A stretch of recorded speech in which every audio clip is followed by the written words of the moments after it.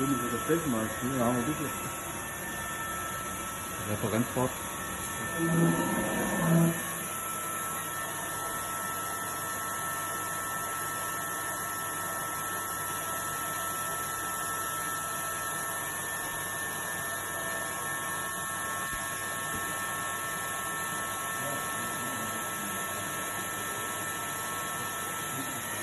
Referenzwort wird vorgenommen.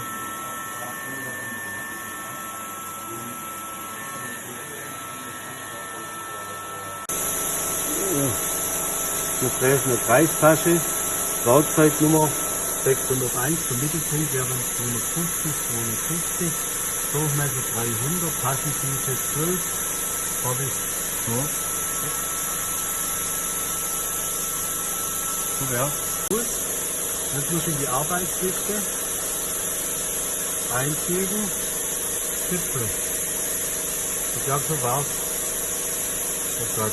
Eins, das habe ich jetzt schon. Nicht okay. So. Ich habe keine Ahnung,